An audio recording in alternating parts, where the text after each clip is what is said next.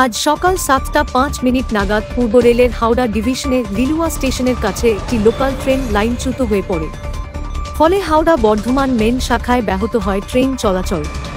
পূর্ব rail সূত্রে জানা গিয়েছে, মঙ্গলবার সকালে শেওড়াফুলি স্টেশন থেকে হাওড়ার উদ্দেশ্যে যাচ্ছিল একটি ফাঁকা লোকাল ট্রেন। লিলুয়া স্টেশনের কাছে ট্রেনটি ডাউন মেন লাইন থেকে রিভার্স লাইনে ওঠার কথা ছিল, কিন্তু সকাল ৭টা ৫ নাগাদ ট্রেনটি লাইনচ্যুত হয়।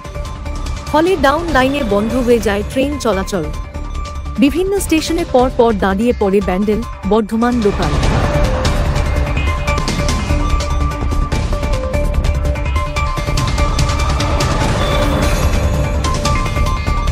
রেলের তরফে জানানো হয়েছে, ইতিমধ্যেই একটি অ্যাক্সিডেন্ট রিলিফ ট্রেন ঘটনাস্থলে গিয়েছে।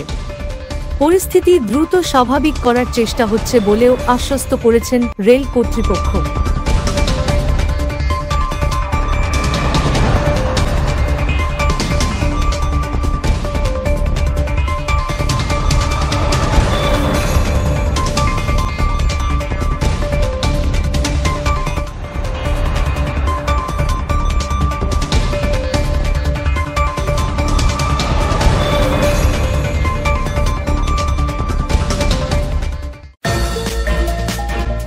শুধুমাত্র নিজের এলাকার খবর কেন? চোখ রাখুন দেশ বিদেশের নানান খবরে।